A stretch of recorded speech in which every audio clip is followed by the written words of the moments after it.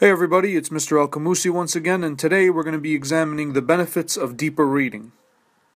So imagine you're given a job to do. You're taken out into a big field and told that you need to dig a hole in the ground. Some people may start by digging across the surface. They may dig up a big, long, open space across the surface, just breaking the grass just enough so you can see the soil. And there's nothing necessarily wrong with digging that way, but maybe someone else is given the same task and they decide to try another strategy. They say instead of digging across the grass and across the surface of the ground, they're going to pick one small spot and dig as deeply as possible into the ground, deeper and deeper and deeper. Now both ways are technically digging into the ground, with one minor difference. You see, the ground is not the same all the way down. The deeper you dig, the more you're going to find, the more different the topography of the earth is. And as you dig up from the ground, you're going to discover far deeper things, far more riches, far more wonders in the depth of the ground. So those who choose the strategy of picking one small spot and digging as deeply as possible are far more likely to discover more from the ground they're digging in. And this metaphor kind of brings us into the idea of thinking when we read or when we observe new information. See, a lot of us dig like this when it comes to reading. We're surface readers. We read one piece of work and see the obvious in it, and don't even think to discover that there's a lot more going on there. And this is kind of what we tend to do when we approach reading. Instead, we should be approaching reading more like this.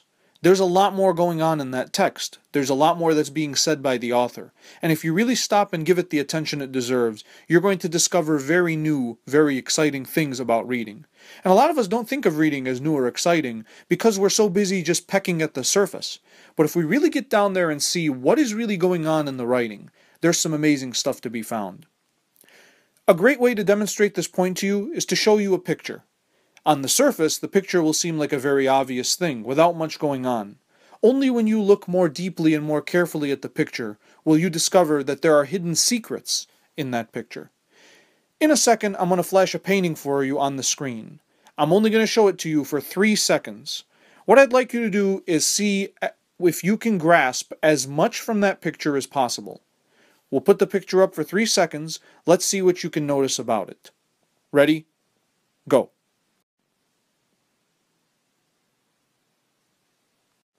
What did you notice about that picture? A lot of people on first seeing that painting will notice that it's a drawing involving two men who are dressed nicely. But just the surface looking at that painting, you're going to miss one of the most fascinating works of art ever made. See, in that painting is a very deep and very dark secret. Did anyone catch the skull? What is that? This image can be found right between the two male figures in the painting. If you stop to notice a little more carefully, you may have seen it. But what is it? Take a second to observe this strange shape at the bottom of this painting. If you can stand to the very far right of the painting, you'll see something truly interesting. Try it now.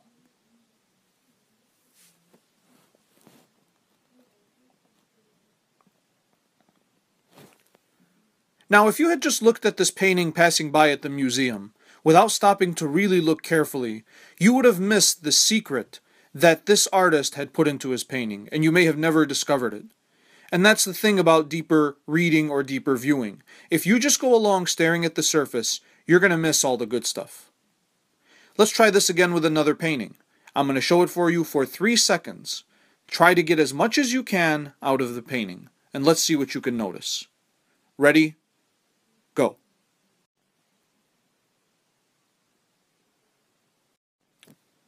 What did you notice?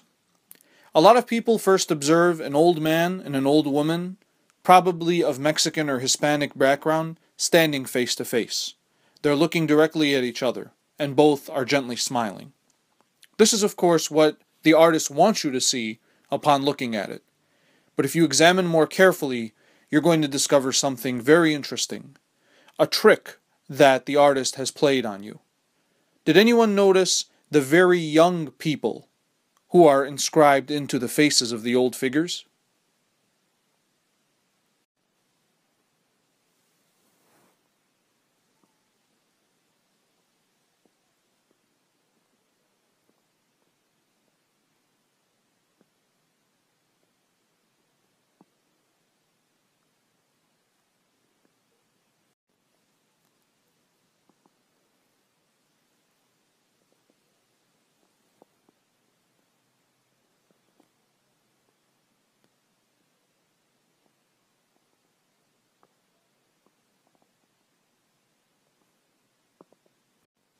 When we look at this painting more carefully, we see that it carries a very deep and very inspiring meaning. That even though these two people are old on the surface, if you look deep into their faces, you will see the youth in their souls. And that's the beauty of looking deeper at things. When we just go around just scratching the surface of life, we're missing so much of what's going on underneath. Just like in these paintings. The same thing happens when we read. Take a look at this very simple text.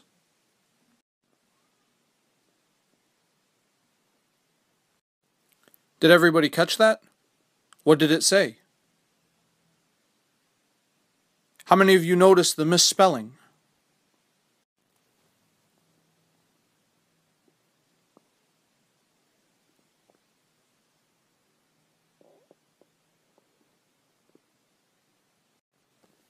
When we're just looking at the surface of life, literature, art, and so forth, we're missing so much of what's going on deeper. We're missing the interesting stuff. We're missing what makes literature so beautiful and so fun. And that's why so many people find themselves bored with literature. Because as you scratch the surface, all you're going to find is a bunch of dirt. But it all changes when you realize that beneath that surface are layers and layers of interesting mystery and discovery. And once you start to dig deeper, you begin to uncover all that this wonderful world of literature has to offer. Continue to read deeply. Use active reading to get to the bottom of what's being said, so that you're not left out from some of the greatest secrets in writing. Thanks for watching.